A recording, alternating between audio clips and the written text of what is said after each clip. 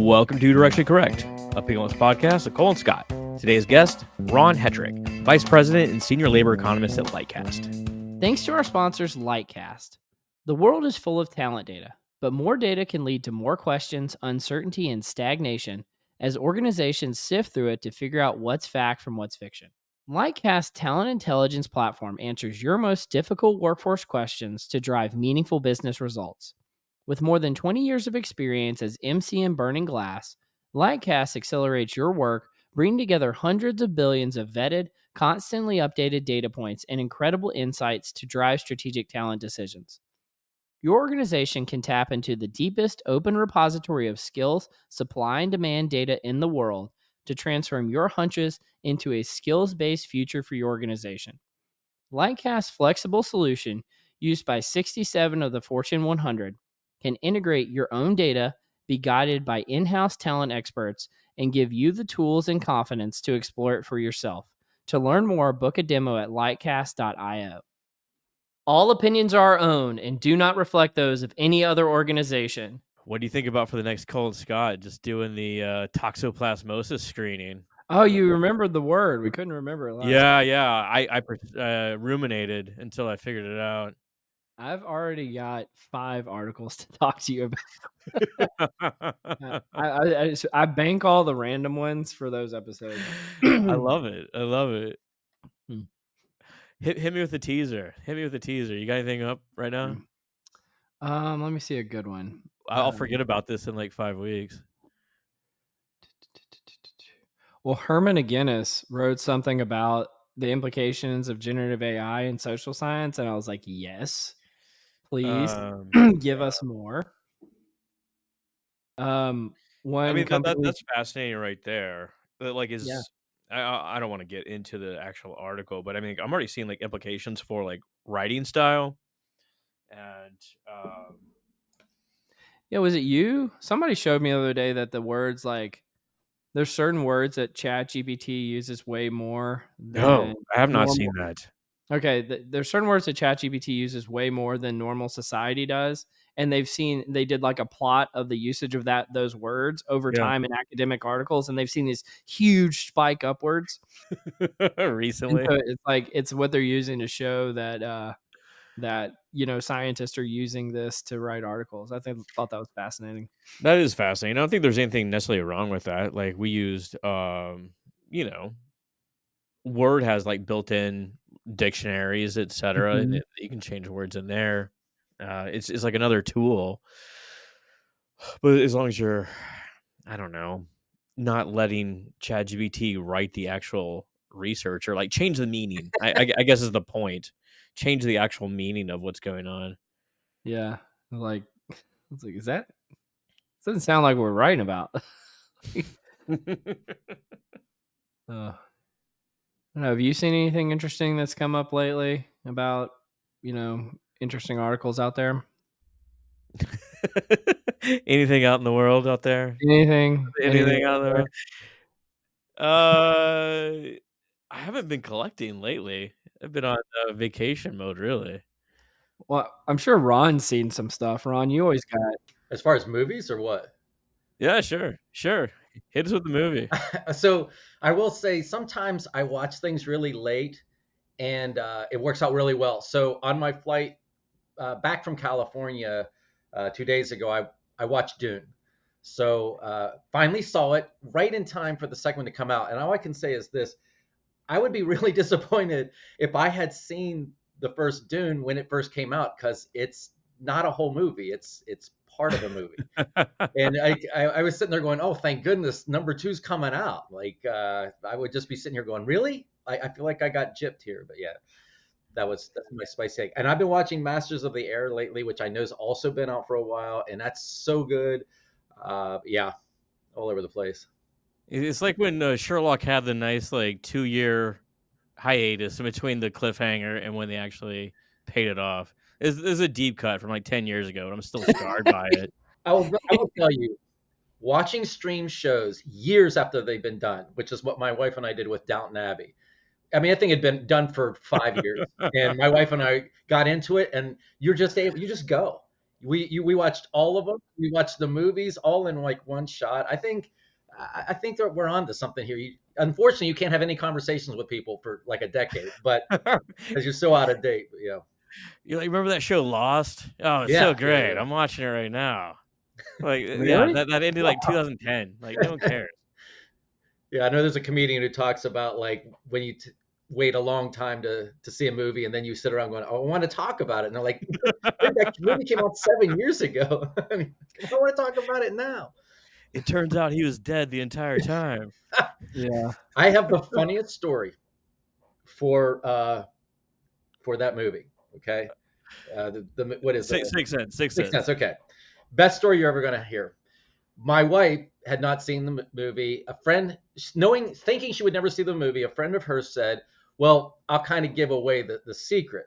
So I had not seen the movie either, and we finally are getting to watch it. And my wife's like, "I know what's going to happen." I said, "Don't you dare ruin this for me! Like I cannot tell you how angry I'm going to be if you ruin this for me." So we watched this whole movie, and she's got this thought in her head. So we're watching this whole movie. Well, it gets to the end, the big reveal, and then it happens, and I'm sitting there going crazy. Oh my gosh, I can't believe this. I had no idea and everything. And then the credits roll, and she goes, no joke. Well, when are they going to show that he was a woman? What? Her friend had Someone punked gave her. her bad information. I Yeah, love they it. purposely misled her, and it was. See, it kind of ruined the movie for her because she spent the entire movie trying to figure out the clues that were going to reveal that Bruce Willis was a woman, and she had to end up watching it again. But I just remember laughing to the point of tears when she said that. I'm like, "What? What did they tell you?" The best part about that movie is it's far more plausible that this poor guy like upset his wife so much that she wouldn't talk to him for the entire movie. Then he's dead. Nate Bargatze's bit on that is so outstanding. He's Yeah. like, it's way more believable for a guy to go. I mean, I get it. It's a movie about marriage. I love how he says that. And I think we covered it here like a while ago, but I remember seeing some research that actually shows that spoilers make watching a cliffhanger movie or TV show more enjoyable than if you haven't had it spoiled. Because you got some Right. secret I, knowledge. I You got I would secret debate insight. that. Not for me personally. I love when a director is so brilliant at hiding something without being Hmm. ridiculous. And that's the thing what M. Night did in Sixth Sense, which I absolutely adored, is that when you go back and watch the movie, it's perfect. Like you realize that you really weren't paying attention. And then when you know it and you watch it again, you're like, wow, this is Yeah. just it was so brilliantly shot that you constantly think, well, yeah, I mean this happened or that happened. I've seen other movies where they so desperately want a twist ending that they lie to you. It's like, oh, the killer's this person, and you're like, who's that person? You know, I mean, that there's Hmm. no way it could have been them. So yeah, I all credit goes to him for being able to pull that off. And I mean, he did it to me again in what was the one that the group in the forest and everything? The Oh, Village. Was not that The signs. Village. Village? Yeah. The Village, and I just was so once again, I'm like, you go back and you watch it, and like, daggone, it all does make sense now. And there's a lot to be said for good writing, good directing. He's multi-talented. He ghost wrote She's All That. That's crazy. Yeah. What? Crazy. Yeah. M. Are you Night talking about that Shyamalan. 90s movie where Yeah, the she's like there's the like a high ugly school? duckling. Yeah, and Yeah, then they bed and like take her to prom. Yeah. he started a whole genre. Kind I of feel like did. there's been 20 of those movies. It's funny because lately it doesn't seem like he can make things that people enjoy, but boy, he came out of the gates firing on all cylinders. I love the Well, Sign. Sign's one of my probably it's a top 8, top 10 movie for me easily. Love Sign. oh yeah.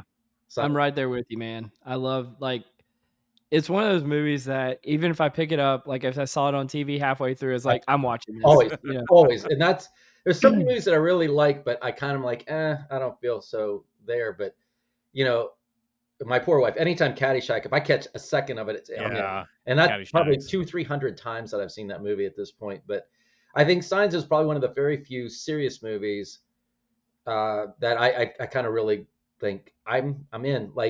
And it just gives you it's such an interesting feeling that you get when you watch it because what he did was he just made you think for the first time ever. You'd seen so many alien movies, but he did a great job of making you think like, what would be your reaction? Yep. Oh yeah. And I think that no one had really taken it from the perception of what about the person just sitting in their home and they're just Yeah. like, and you see the news, like your thoughts would just be crazy. Like I love that aspect of them feeling this thing and then feeling it on a personal level. Obviously, was good, but I really As more like opposed that. as opposed to Independence Day, where they like literally hijack an alien ship and they're fighting the aliens My from God, their own ship. It's Both like, silliness, plausible. silly. Both plausible. Yeah, I yeah, love the fact that in his how they talked about the lights. Was it above LA or something? Like there's these lights in the sky, and they're also above like Rio or something. And I thought, if I'm watching the news and I'm seeing that, I mean, for the first time in your life, you start going, "My goodness, what would I think?" Have you heard of the Battle of LA where like supposedly an alien ship literally came over LA and people were firing at it with guns? I was just in LA. yeah. I think the aliens won. I haven't been there in a while. Is it a bit desolate? I enjoyed it. It was a good place. Yeah. Well, I think you had a riff on "Don't Look Up," the movie Yeah. that came out. I think it was Netflix. What's going on there? Speaking about seeing movies well after they come out, let's talk about Don't Look Up. Yeah, Yeah. I had been out speaking for quite a while, and sometimes I would get off the stage and talking to people, or maybe that we'd be eating afterwards, and people would come up to me and they'd be like, "Oh wow, this is so like Don't Look Up," and have you seen that movie? And every time I was like, "No, I haven't seen it," but they're like, "Oh, you should totally see it." And He said it hasn't been 10 years yet. yeah, Can't I watch gotta it. wait. I gotta wait Oh, till yeah. everything's been kind of said about it, and then I'll watch it and weigh in on it, like I'm doing right now. Uh, so I finally see this movie, and if you have anybody who hasn't seen it, or if you have, the very concept of people not focusing on something that's really, really important because just the fluff of everyday life is more interesting to people. And that it just was incredible because especially when I was first on the road and talking, there was some issues that the US was dealing with that were just so transient and so cliche of the day type of problems. And I'm sitting around there going, we're headed towards a catastrophic labor shortage. I'm not quite sure how we're going to eat in like 4 years to 8 years. Mhm. And people were just like, yeah, but did you hear like AI could do this? And I'm like, oh my goodness, that no, like you're thinking of the wrong things right now. Like, but another movie that when you're watching it, you just think my daughter does the same thing I do for a living now. And one thing I told her is welcome to labor economics because you're now inside the matrix. And as cool as it is understanding why things are going on when a lot of other people don't understand why things are going on, it is also the most frustrating thing ever because people are always out there going, well, I think this is happening because of this. And you're like, no, it's the labor shortage. Well, I think So, this is happening because of this. No, that's because no one wants to do the manual labor jobs anymore. They're all going to college, and you have all the data and you have all the facts, and you hear everybody kind of saying, well, it's political or it's this and that, and you're like, no, it isn't. It's actually this right here. And oh gosh, it's so frustrating. let's back up. Like, what is going on? What do you mean? I I, mean, I, I that's a mean, pretty broad question, right? What's going on? what's going on in your Well, world, Ron? I'll tee it up, Ron, because like last year we met at the Mhm. Lightcast conference. I was just telling Scott this before the podcast started. I was like, I have all these questions about the economy, and I see you sitting over like at the bar somewhere, and I just like go up to you, introduce myself, and I start bombarding you with all my Everybody questions does. about the economy. And I swear to God, it maybe not for you. It was like the best conversation Well, I've I ever appreciate had. that. That's a very kind. My wife hates when I do that, but yeah, sure. She's like, no one wants to hear you talking. I'm like, you'd be surprised how many people want to hear me talking. No. When it actually predated the presentation that you gave there Mhm. about who's going to do the work, Yeah. right? And I think that's really kind of what we're getting into here. And I'll just for the people who watch on video, I'll just share like a little bit of the presentation here. But when I hit on it, you touched on a few things a second ago. It's like what's going on with people going to college, Yeah. demographic shifts in terms of like baby boomers retiring, birth rates being low, how inflation is tied to all of that, and then how immigration plays a Yeah. role in how we go do these things. And so I don't know if you go whatever direction you want to go with that, but Sure. I found it fascinating. Yeah, and I appreciate that. And I think, I've been speaking almost every week this year when I thought I was going to dial it back. And I think that that's what I appreciate about it and why it's always so hard to say no is that it's amazing how many people don't, it's the don't look up, how many people aren't aware of something that's happening all around them. When you explain it to them, it all kind of clicks in. But I think when we wrote demographic drought, which we were actually in the process of rewriting right now, we're going to have the rewrite done probably this summer, and it's going to really kind of dig back in depth, detail the data that we kind of found and how it's played out, and then just that we know so much more. But when I was going around the country talking about demographic drought in these keynotes, one thing just kept sticking in my mind, and it was this mismatch that we have between the jobs that are open and the people that would fill those jobs. Historically speaking, we're in a country that just preached STEM shortage, STEM shortage, STEM shortage for decades. Yeah. And you think, well, that's the thing, right? And you go, funny enough, that's not what I'm talking about. What I'm talking about are laborers, people who work in essential industries like food, like if you'd like to eat, or housing, if you'd like to have a house that's not only up, but you'd like to maintain. Community work like cops and firefighters and people who fixed your car, garbage collection, and all of these companies that were saying, we can't find people. I've traveled around the country and I've had people say we can't find cops. Like we just don't have anything here. We don't even know what to do. And I just spoke to somebody from a state at the conference I was just at, and he's like, we can't find corrections officers anywhere. We had to lower the age of hiring to 19 to find corrections officers, which Holy cow. fascinating to think about. But you look at all this, and I'm going to give you one stat that really will drive this home. And it's a stat that, shame on me, I just pulled about a month ago, and I've just started using it in presentations. Since the beginning of the pandemic, we go back to February 2020, the U.S. labor force has grown by 3.7 million. This is the above 25-year-old, but grown by 3.7 million. Okay, so remember that in our head. The U.S. labor force has grown 3.7 million. 4.5 million of that 3.7 million are people with a bachelor's degree. Now do the math. I just gave you a number that's bigger than your other number. So Yeah, it's like that's not even possible, right? it's possible only if you have a subtraction.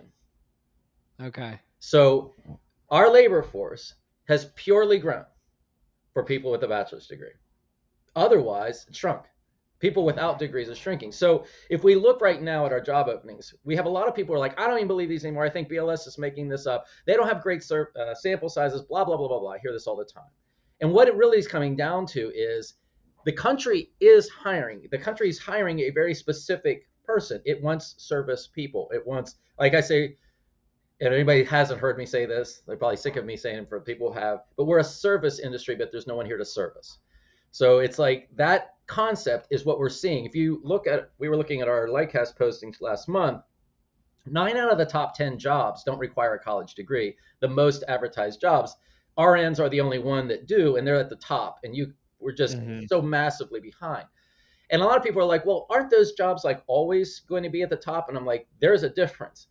They're at the top in the past because it was volume. Now they're at the top because the professional jobs have just all fallen off.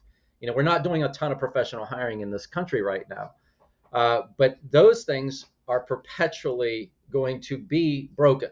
And that's where we could take this any direction, immigration, anything. Like, how do you fill those jobs? Because when I wrote Who's Going to Do the Work, and as I'm starting to put together this next article, the thing that we really want to focus on is what I call the math problem. And that is, we have all of these boomers that retire, and people hear that all the time. But I want to phrase it this way. Every time someone retires, they go from being a producer to a consumer. So now they need, but they're no longer producing. So our ratio in the US is a couple 100,000 different. So the people leaving the labor force retiring is a couple 100,000 more than young people who are coming into the labor force, just age, just 65 to 16. And that is something that will obviously get remarkably worse going forward through the next decade. And people are like, well, a smaller population, that's not a bad thing. I'm like, yeah, in and of itself, that's great. Unfortunately, you have to go through this patch where a huge population, it's like a tree. All of these people who retire become the top of the tree. So now you have this huge tree, but the trunk of the tree is very small.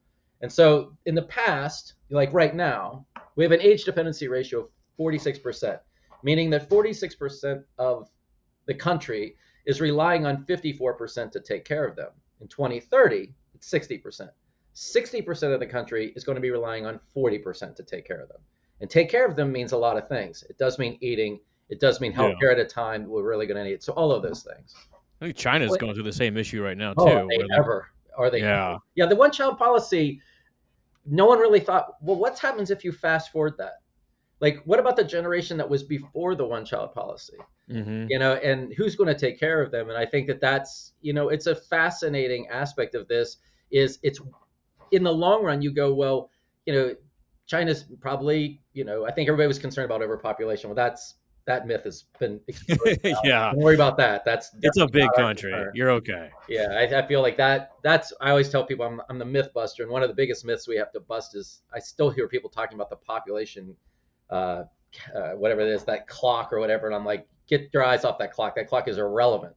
The article just came out that we're probably overestimating our population growth by 20% right now. It's going to turn way faster, and the reason is it's simple. Less people have less children. And when you have less children, that's less people who then have less children. So it's an Right. exponential problem, not a linear problem. And that's what no one really took into account.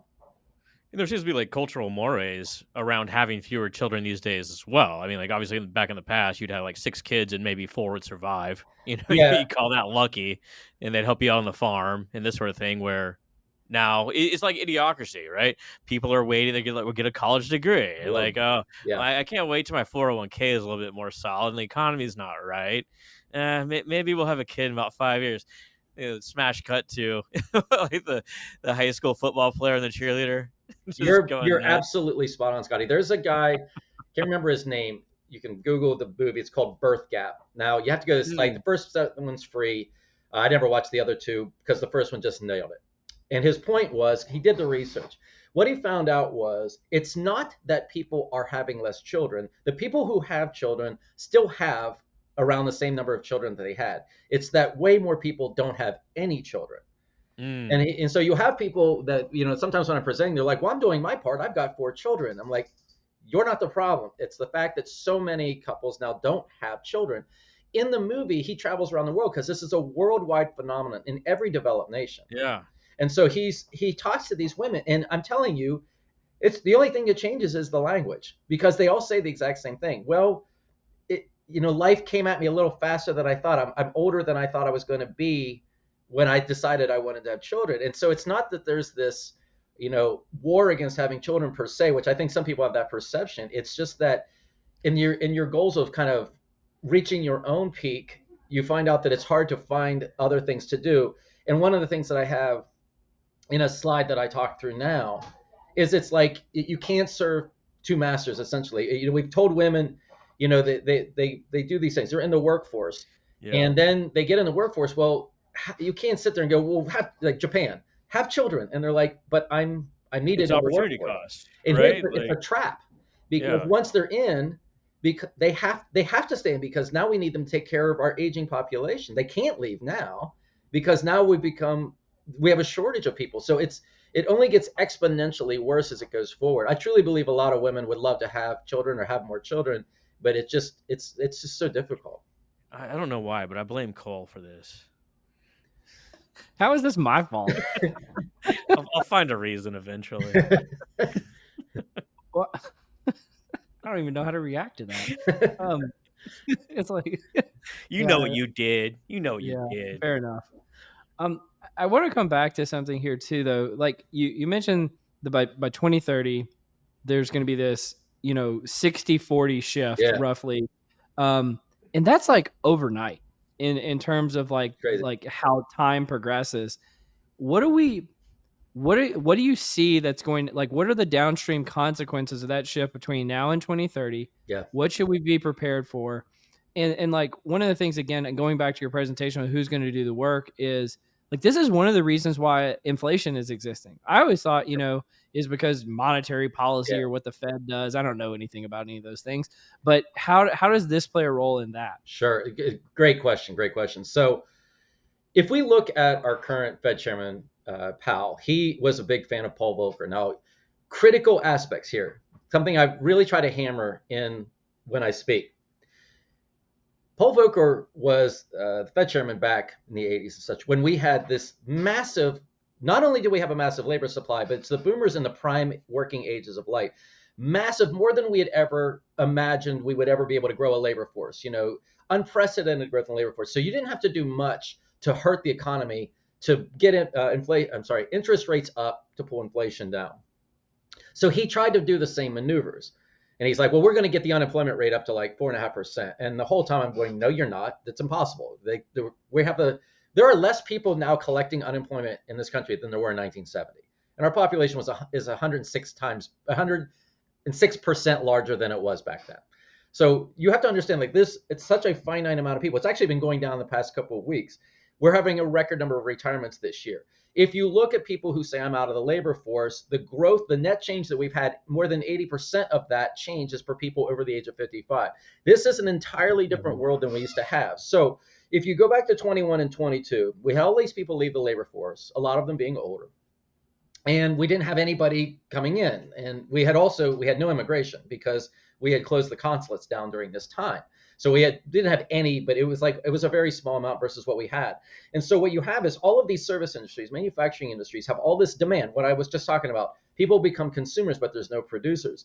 So this happened at an unbelievable and unprecedented historical amount in 21 and 22. And as a result, inflation goes way up. Well, think about, what did you see? Where was the inflation at? Well, eggs, food products, fast food went up like 30% in like a year. And you go, well, who works in those industries? Well, it's typically like high schoolers or immigrants or things like that. Well, we don't have those people anymore. So when you start to look at that, what was it going to take to stop that problem? And that's when I started tracking, and I presented this in what Cole saw. I started tracking the immigrant flow. And when the immigrant flow broke its previous kind of 3 or 4 year trend and started spiking up, you can put those lines on. Immigration goes up and inflation goes down. And people go, wow, the Fed did a great job. I'm like, no, the Fed didn't do anything. The Fed did freeze the private equity market, which is good. That kind of eased back the hiring on IT workers and such. But it really was the opening kind of the gates to get these people back in to populate these lower skilled jobs. That's where you feel inflation. You do not feel inflation. No, none of us feel inflation when Apple pays a little bit more to an app developer to do something. Because if anything, you buy that phone maybe on a plan once every 3 years. Where you're going to feel it are those day-to-day transactions that you're doing. And those are the industries most affected by worker shortages. So that's how. So you're saying, like, they interjected low cost labor into the system, which actually lowered the cost of everything. I.e., like you go to a egg producer, out in the middle of Texas somewhere, or cut your lettuce, etc., and that's going to actually lower the cost of these sort of day-to-day goods. Yeah, I got stories that I say in private that I won't say here, but I'll just tell you that Nobody's listening. Nobody's listening. The border is filled with a lot of winks. Basically, wait, what? There's a lot of winking. There's a lot of like, okay, I always tell, the way I say it live is, look, when you see these videos of all these people lined up at the border, do you believe they're all standing in line so they can be told to go home? Like, you understand the complete silliness of that? Don't you think that they're human beings? They have a brain. They know exactly why they're standing in that line. They know that most of them are going to go through.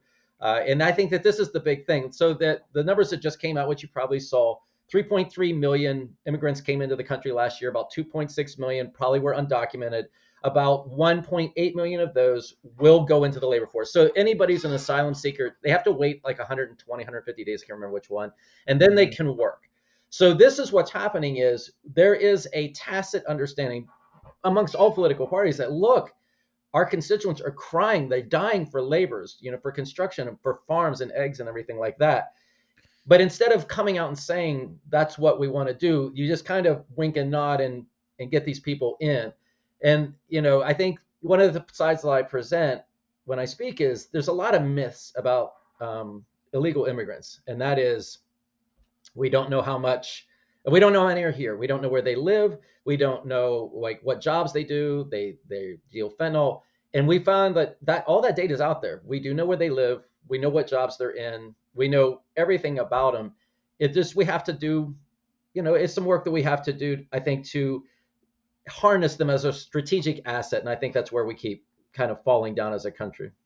Well, like to your point, I'm starting to see videos pop up. Obviously, it's probably isolated events, but migrant Venezuelans fighting with migrant Mexicans at Home Depot because the Venezuelans will perform home repair cheaper.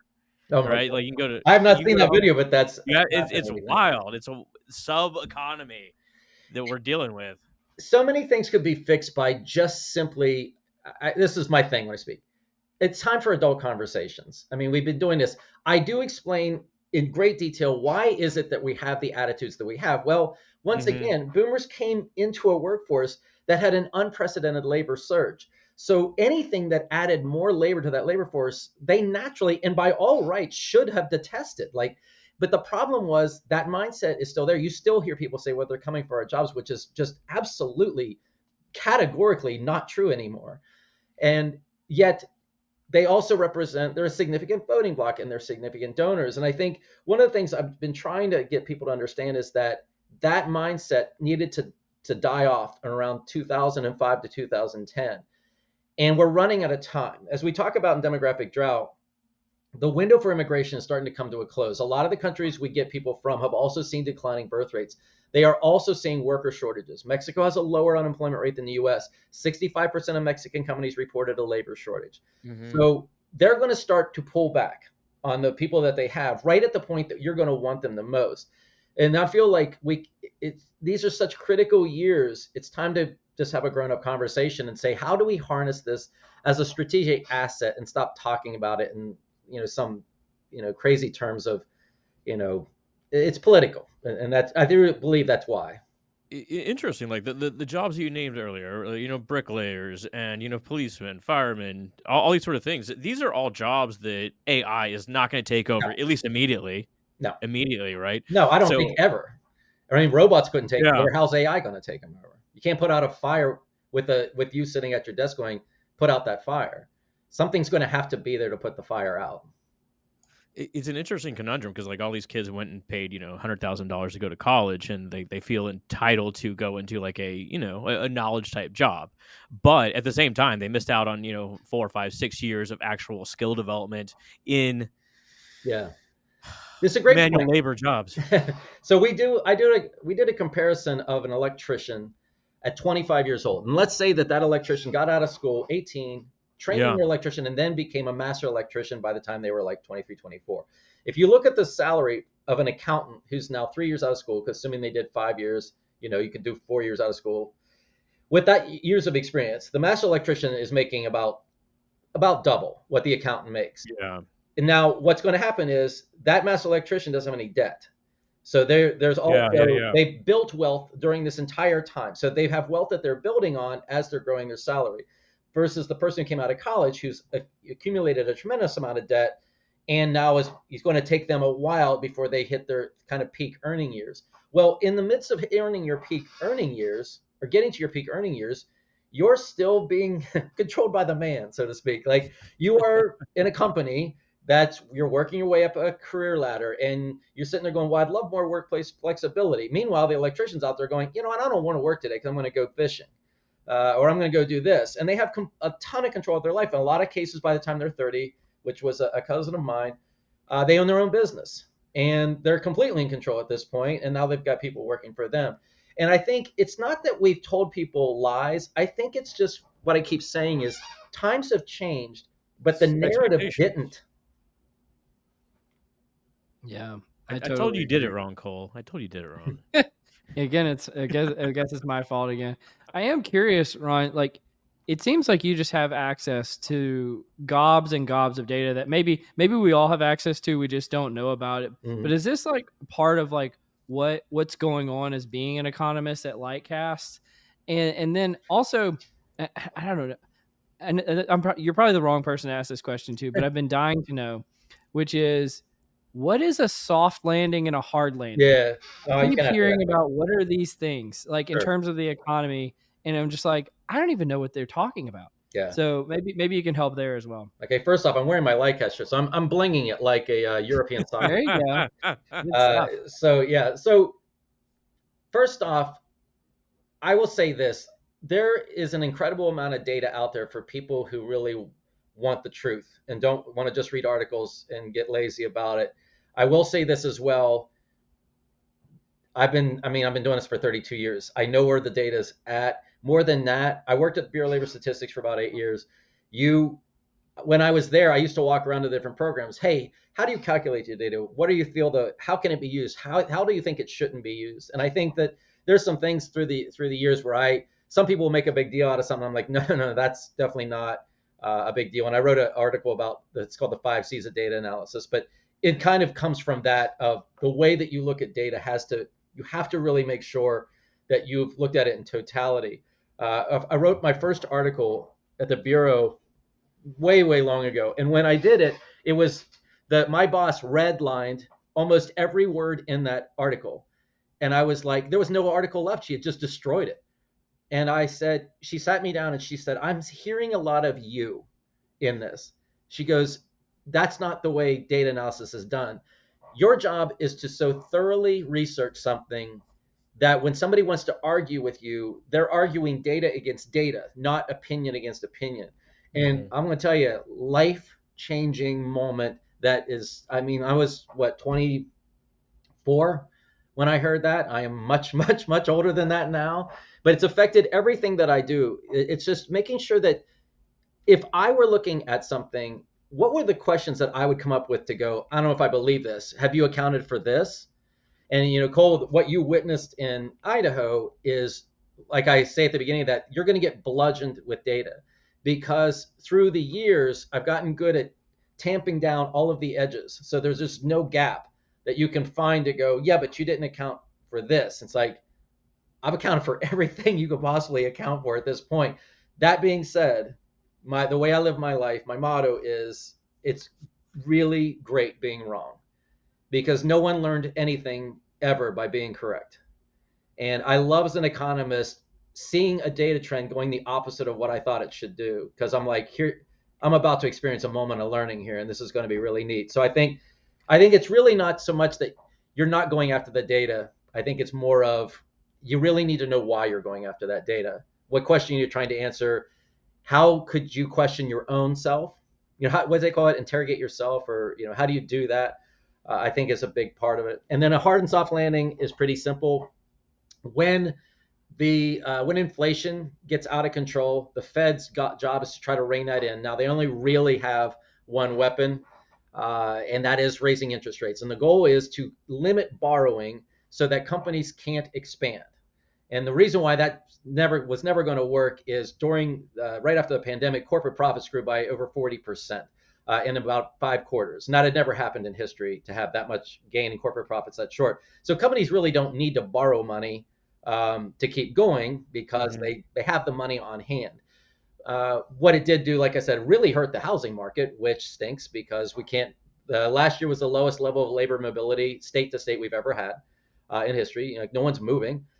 And I think that causes its own problems. But the concept is that can you get inflation down without destroying everything? So a hard landing is millions of jobs lost, industries devastated, bankruptcies occurring because you're trying to clamp down an economy. A soft landing is inflation comes down very slowly, the unemployment rate barely gains. There's not a whole lot of displacement. Industries are able to maintain themselves. All of those kind of things. Hopefully that made sense. No, that makes perfect sense. And I pulled up a second ago because you Yeah. mentioned the 5 C's Yeah. article. One of those C's was context, Love that one. and I think it's related to this about the M2 money. Again, I'm speaking out of turn here. I No, don't know what these I'll terms walk you mean. through it. Okay, yeah, please walk us through this. Yeah, I absolutely love this example. So, what was happening was I was starting to see articles everywhere. I was even having people send me things in my email talking about, hey, what we're seeing, this collapse in the M2 money supply has preceded every major significant economic shock in history. And so they were going, look at this decline. And so that's your top graph. Look at that decline. Oh my goodness, the world's ending. And literally, these articles are like, get ready. You're going to see devastation like you've never seen. And then there's Ron Hetrick out there going, we're not going to have a recession. You crazy right now? Like, we don't have any labor. We can't even lay anybody off right now. And so what I said was, this is an egregious failure of context. So the top is the same data as the bottom. All I did was move the beginning of the time series back. So all you can see is, you see this grotesque increase in money supply when we threw all this money in it back in around 2000, 2001. And it just got really, really awful because we kept sending people payments, even though they had jobs. And it just got crazy. And this is another reason why you have all this inflation, right? A lot of people have money in their hands, but they weren't working. So a lot of consumers, no producers. So what you have is the Fed has been taking this money back out of the economy. That's one of the mechanisms they can do. You do things a certain way that they pull money back out. And so what you see is this kind of concept of a soft landing, a very gentle slope back down to where it should be. So returning to normal is not a bad thing. It's a fantastic thing. And then in this particular case, the top looks devastating. The bottom is perfection. So that's why it's like, it's always important to have the full picture when you're looking at a data series. I think that's a really interesting point. Like, there's we hear about inflation as a result of printing too much money, but we never hear about the opposite, like the Fed pulling money back out of the Yeah, economy. they can do that. That's what they do. Yes. Why aren't you on the news, Ron? I've been on the news. I tell you, I think We'll see how the podcast goes when we get you on the news. it's a funny thing. And if anybody's ever been interviewed by reporters, it's a very funny thing. So last week I interviewed with Bloomberg, and really it was just an idea of, they were kind of just thinking through something. And that call was scheduled maybe 15, 20 minutes. And we talked for 90 minutes. And that's, I can tell you, whether it was Time Magazine or Wall Street Journal, which I've talked to many, many times, you name the publication, every time I'm on the phone with them, it's kind of like, Cole, it's like you, like, I'm just like, are we gonna get off this call? Like it, but they're just like, oh my gosh, if you know this, and you may know something about this, and they keep asking, and I'm like, I do know something about that. And then what happens is, later on, I see my thoughts and ideas showing up in other stories, but I'm not really quoted in it. And I think that there's two ways you can take that. You can have a big ego that gets bruised, or you can feel really honored that you said something that stirred up somebody to go out and investigate it more. And I don't need credited with that. I'm really just, I can say this as honestly as possible. I'm trying to get the message out that a lot of times you're being misled, and you need to know the truth, because the truth, in so many senses, sets you free. But I think more than anything, it distresses you. And I feel like if somebody writes something where they kind of get you to think more open-mindedly, maybe about immigration or these other things, and I still win. Like, all I was trying to do was get the point across. It's not about my badge. Well, I've got like 7 other things to talk about with you, Ron, but you want to do some confusion matrix with Let's us? do something. Let's do this. The confusion matrix. Let's do this hockey. Let's do this hockey. I mean, yeah, you're a hockey guy. You're I ready am for a the hockey Stanley guy. Cup? I was at a draft last night for our over 50 league, and I'm proud to say that I wasn't drafted last, which should have been a genuine concern. I can't see your body type, but I'm gonna guess you're a right winger. I'm a left wing. Wow. And here's one reason why. Interesting. Growing up in my house, my dad had a left-handed hockey stick. Yeah, And there you so go. when I was a kid, I just played with this left-handed hockey stick. That's all I ever played with. And when I grew up, I can only play left-hand hockey. My son's right-handed hockey player, but yeah, weird. That's amazing. That's amazing. It's amazing how like adaptable kids are in that sense, right? Like, Start 'em how do young, people yeah. become like switch hitters in baseball? I don't know, Crazy. because it feels so foreign. Yeah, it's like if you ever try to swing a golf club from the other side, you look like you're having a seizure. Yeah. You like Charles Barkley. Yeah, exactly. Okay. 5 questions. I did some research. These were guaranteed to be conversation starters. So, like, if it doesn't work, I mean, like, there's 4 fingers pointing back at you. That's all I got to say. All right. First, do you have a celebrity crush, or have you ever had a celebrity crush? I've had a very serious celebrity crush.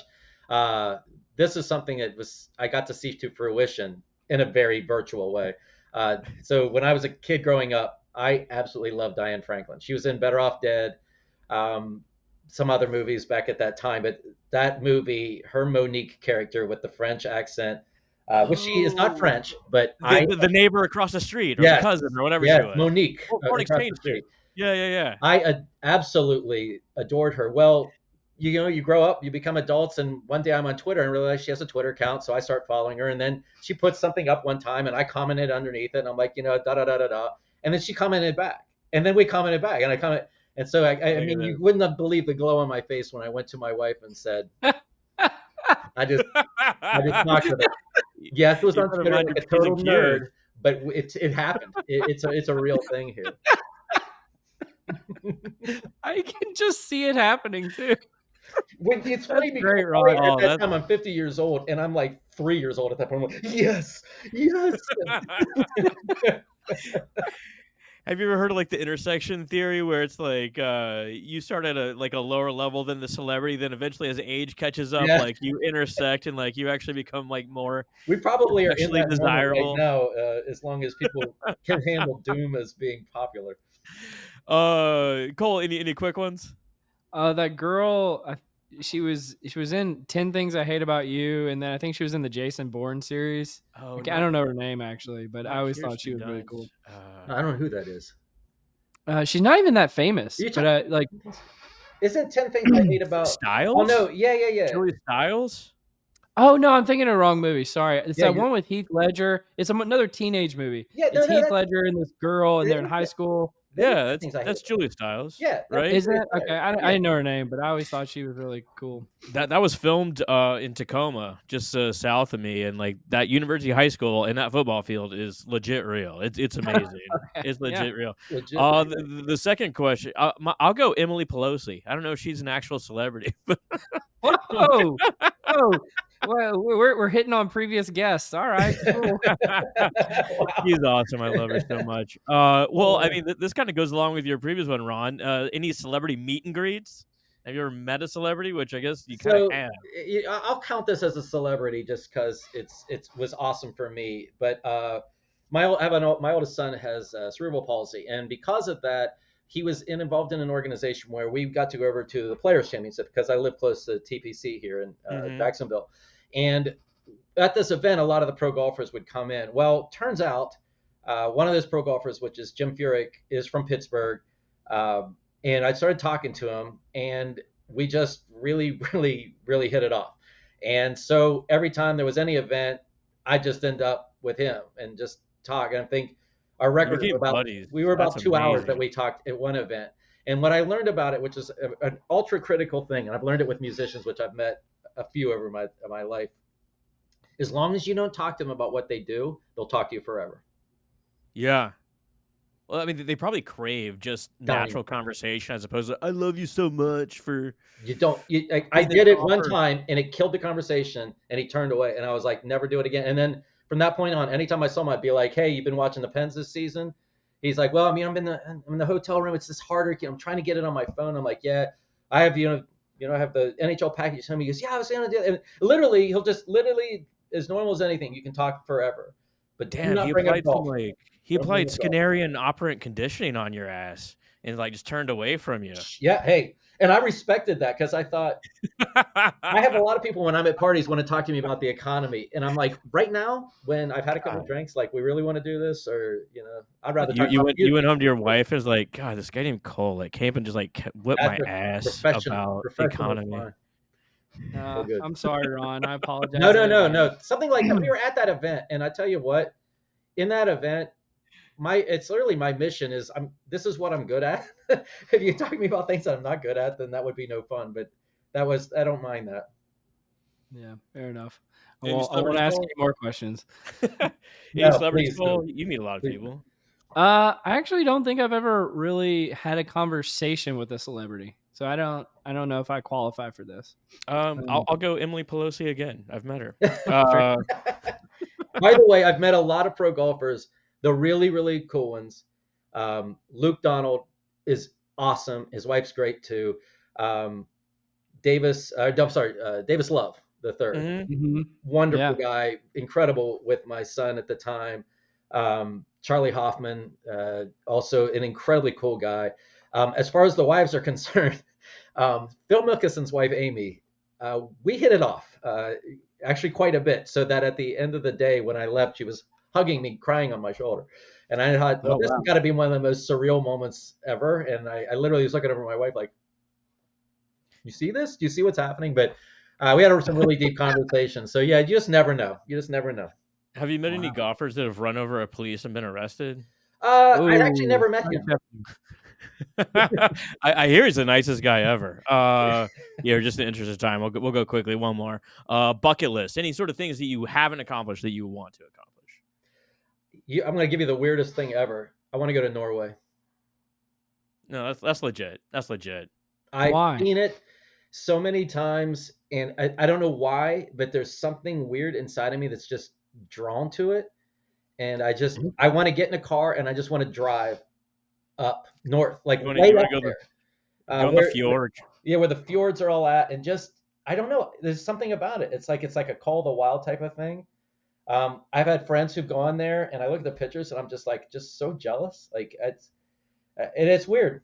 There's probably there, and of course, like maybe the northern part of Italy, wine country and stuff, which I'd like to see. But Yeah. I am a kind of person. I really don't like big cities. I really don't like being around a lot of people. It's not that I don't like people. It's just that I do really well going to places than driving away from them out into the like out into the wilderness, more things. So yeah, countries where they're more kind of sparsed out, where I could just witness the beauty of the land is kind of that's my bucket list. I thought you were going a different direction. I'd love to go to Norway and just like go to a sauna and do like the cold plunge and the whole bit, or just go right to the There's no lake. cold plunges for Ron Hetrick. I cannot believe people do it. God bless it's you. it's it Not, has the same effect as like smelling salt. It's definitely like, oh my god, I'm alive. I don't need that. I feel like people who do plunge baths are probably the same people who got into cutting. I don't know. It's just a weird. I don't need pain to know I'm alive. I need something to feel, just to feel something. Exactly. This world's too stressful. If I plunge, maybe my brain will go numb for a while. I don't This conversation is so weird. I love it. Hey Cole, what you got? What do you want to accomplish? Uh, I was actually thinking about this the other day. I meet these people sometimes, and they're like, I've done X, Y, Z in all 50 states, right? So know. like and I think it would be cool to play golf in all 50 states. I was thinking about that the other day. I think that would be a really cool thing to do. That, And I immediately thought, I was like, I wonder what golf is like in Alaska. That was my second thought. I was like, what's it going to be like? They have some of these courses that are like 100 miles long, right? Where you Do they? like in Africa, like you like hit a golf Oh yeah, ball and yeah. like get in your car and he said states, man. You went right to Africa. I don't yeah I just got back from Scotland and St Andrews and I Oh, walked the course and it was absolutely beautiful and like it was just as green as you could be and it's just like Seattle with like the clouds and the mist and the waves on the ocean are breaking against the rocks and I was like, okay, hey buddies, like how long is this gonna be? It's like it's gonna be like 5 hours. Like shit, that's a long time to like walk. Like I think I have 14. I gave up. I was like, I'm going to the clubhouse. Go get a beer. Go get a tenant. because of the wind and the cold and stuff. Well, I just wore khaki slacks and I was not real prepared. They're I covered in thought rain gear. I didn't think it was gonna be like mini golf and like take like 30 minutes or anything like that, but I wasn't prepared for 5 hours. I would love to. My son's going to be in Scotland tomorrow. He's in school in London right now, and I'm so jealous. Once again, he was in Wales last weekend, and once again, that's a beautiful place, and that's really what I like. I like seeing beautiful places. Yeah, absolutely. All right. Well, let's you ready to do some nerdery, Ron? Fire 'em. The nerdery. All right. I'll kick us off, Scott, Yeah, where do you with want to start?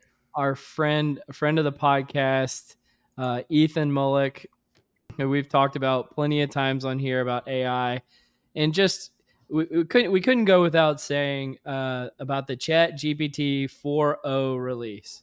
And one of the things that came out as a part of this release was that Chat GPT can now do data analysis. And so they have a little video on this post. I'm not going to play it, but essentially, you know how there's like some of those R packages or Python packages that will now do exploratory data analysis out of the box if you just put in certain commands? It appears that if you just use prompts like analyze this, visualize it, do sophisticated analysis, including statistical analysis, and tell me what it means, that ChatGPT 4.0 can pretty much automate exploratory data analysis. And so I thought that was a fascinating revelation. And I don't know, what do you guys think about this? Copilot can do it now. We were with one of the chief developer or overseers of their development crew with Microsoft this past week, and he was saying, I was just talking about, boy, it'd be great if you could do this, and he's like, yeah, that's yeah. Yeah. Have you used Copilot? I'm like, no, my daughter has. I must be ancient. And but this, I'm going to say something around this real quick, and that is, it's interesting when you talk to the people who are developing, at the forefront of AI, like literally the ones developing it, whether it be the Chat GPT people or even Microsoft, and how because they're invested heavily in it. You will never hear them say anything ever about replacing. It's like the very jobs that they're trying to improve, they have the people doing those jobs are the ones helping develop the tools, because they want these people to develop the tools in a way that it's the people go, man, I love this for my job, not Yeah. I love this to take my job. And I think we're on a collision course. This is way above the topic we're talking about, but real quick, I think we're on a collision course with CEOs' expectations of how they're going to cut cost with it by getting rid of labor, and the reality of the people who are developing or starting to implement it and going, look how much more effective we can get people quicker. So when we hire somebody brand new, we can get them up to speed so much faster. We can, get them more productive. And I think they really were trying to make productivity tools. And somehow it turned into they're coming to take your jobs. That's a super positive outlook that we haven't really heard on the podcast yet, because like you do look at it, it's very like hell, like this would take me like a day to code, or, whatever Mhm. it take to like get through this sort of thing. But I think you're right. It's like the cost of intelligence is coming down with these sort of tools. And like now we don't have to take on one project. We can take on 5 projects Bingo. and find 5 different insights and, help, the other employees in the workforce, whatever it is. But I really like that positive outlook. I will say, like, kind of like backing up to the actual tool, Mhm. we were seeing these sort of things being done a year ago, such as like I had a friend that showed 88% classification accuracy from text data that they were trying to like show this sort of thing. Uh, but what is wild to me is how quickly we're seeing the advances and these sort of technologies. Like it was about a year between the time that ChatGPT 3 came out and 4, and now it's like a 6 month cycle, and we're quickly going to like a 3 month cycle, and it's things are getting wild, boy. Important point on this stuff, and I mean, I'll probably people would debate me on this, and that's fine. I come from this world. If you prompt something and it makes you a song, are you a musician? If you prompt something and it paints you a picture, are you an art? Yeah, If I see a video of a motor being built, does that make me a mechanic? If I let ChatGPT do my statistical analysis, am I a data analyst?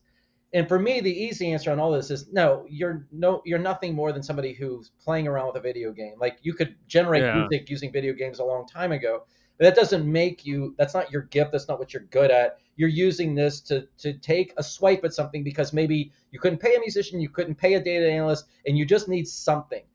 And there's times when something works and that's good enough. But in the hands of a person who's not something, if I'm not a mechanic and I saw a video being built, it's kind of like the Spies Like Us movie. You know, I could read a book about how to do surgery, but you can see like the second he goes to like inside, like you realize the terror of what it takes when you're not skilled at something. And now I'm quoting all kind of movies, swingers, you Yeah, got yeah. bear claws and you're just mauling this thing, but you're not handling it. You're You're so mauling it. money. You're Yeah, so and money it's right still there. money, baby. And I think that is what I see. Like when you say, "Well, I want this tool to do the statistical analysis," and so it does it, and then it gets done. And now what? Now, are you any smarter than you were before? The answer is no. Only if you already know statistical analysis are you going to be blown away by what you see back. Only will you be able to look at something and go, you know what? In this case, that should not have been a negative correlation. I got to see what I did in the data. Maybe there's something I'm not understanding about the way these data sets relate to each other. You still have to have the intelligence to know what you're looking at. It's a really good point, and also like it doesn't replace those sort of things you learn in the first like 2 or 3 months of grad school, i.e., like how to set up a natural experiment and Mm-hmm. understand your different groups Yep. and what they mean. Like not to mention like what the underlying statistics mean. Well, and much along that line of thinking, name a job that AI has fully replaced already, like all components of it. Like I can't even think of one that has replaced half, Well, right? the graphics designers will tell you something very different because that was the big thing. They all got the graphic artists all got released from whatever that photo company was. To that, Yeah, I would say Adobe.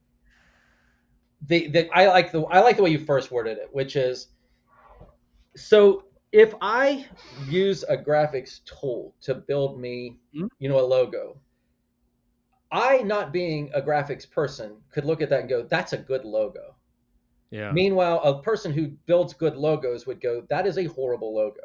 And Correct. you're seeing this already in so many things. And I love what people's immediate response is, what's in its infancy? It's going to get a lot better. Well, this concept in and of itself becomes a little perverse, because all AI is doing, and it was funny, the Microsoft guy goes, I can't stand when people say it's artificial intelligence, because all it is taking everybody's intelligence, plagiarizing it, and slamming it together, and then saying, well, I came to these inferences because I slammed all of these thoughts together. And then you go, well, where'd you get that from? And it's like, well, I can't tell you that. I don't know. And then you're like, I always say, I got it from this. And that's not true. It's, it doesn't know where it got it from, because it deals in probabilities. But the problem with AI, and my colleague Will was talking about this, and we've talked about this before, is it's trapped in time. So you can't innovate with AI because it only is looking backwards and scraping.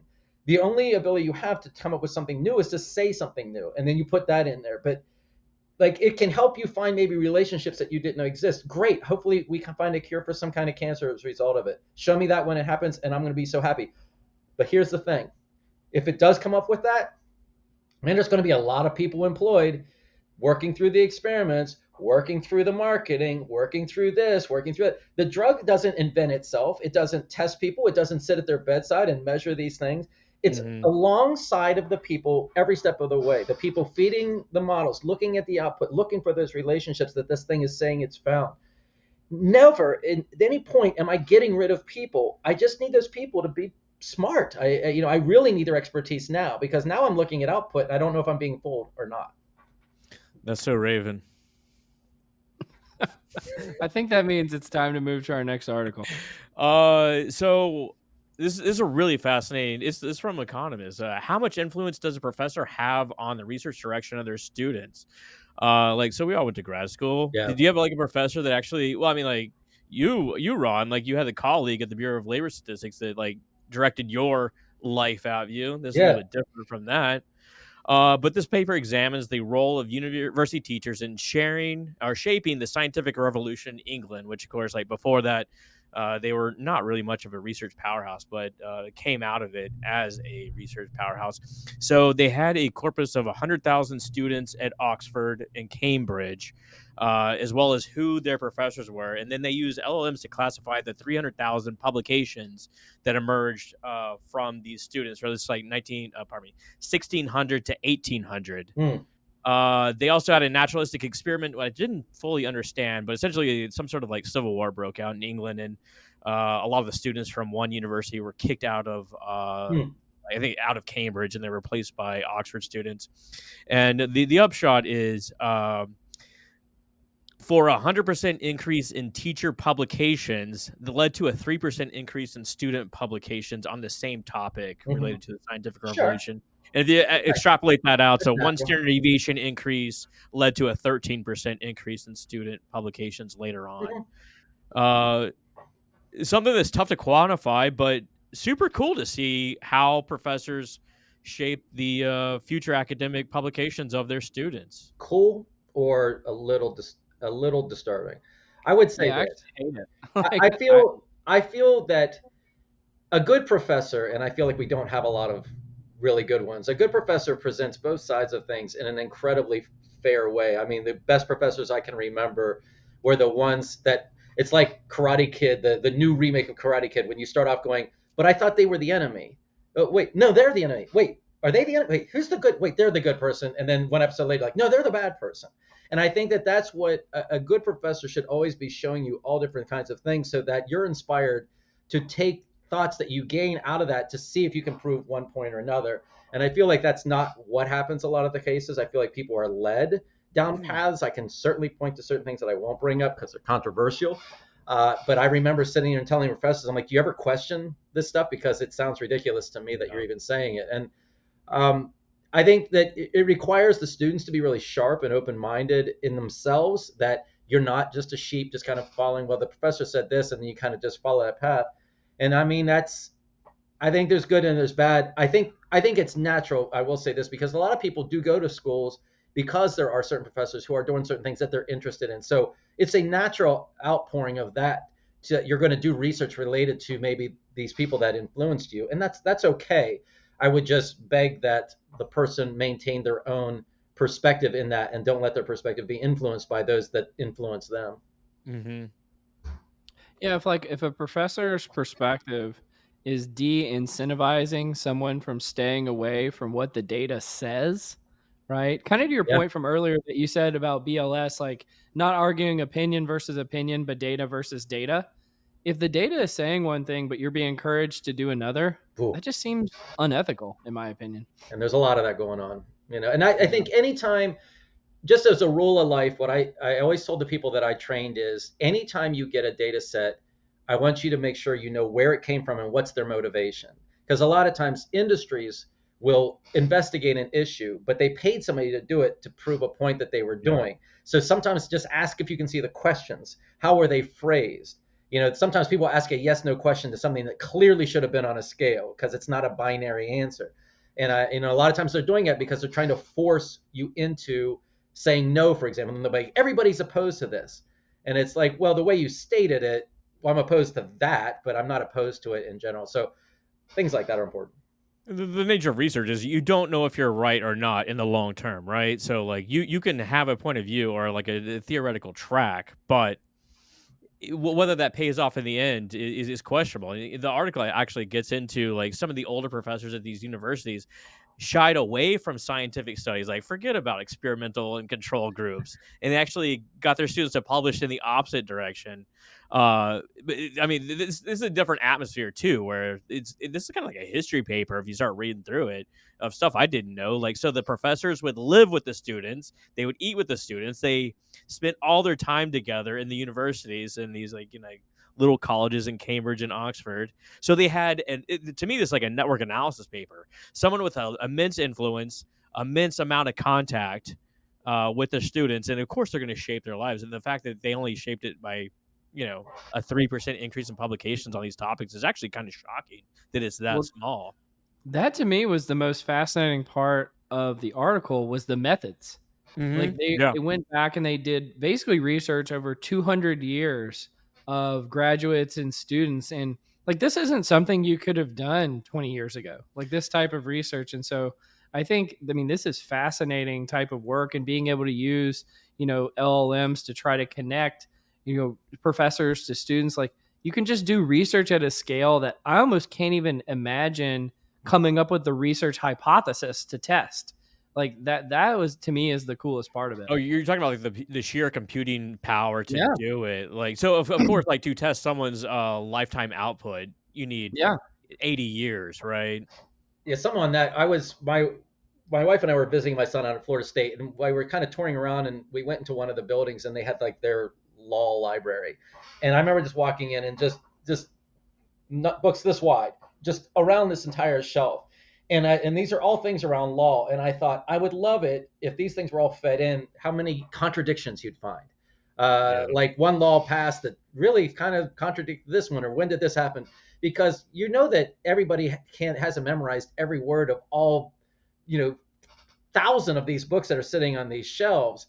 But you're always like, well, what's in these books? Like that's when you think about like a co-pilot thing. Go summarize this book for me, and it'll probably kick back. It's worthless. It's nonsense or anything. But yeah, Yeah. Like, can you imagine like being in school in like the 1600s or whatever? Be like, you got to be real fucking sure of what you want to research when you go in that library. It's not like I'm just gonna like Google and poke around. Like yeah. I am Oh my looking for goodness. this book, and I Pulling am out gonna go stone find it. tablets at that. Literal tablets, right?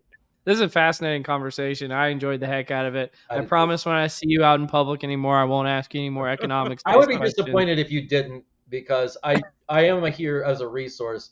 I would just say if we're ever at a party and you interrupt me talking to somebody about like a music group that I like to ask me an economics question, just I would think twice about that. But if I'm just standing there, it's all good. Fair enough. Scott, any final words for Ron?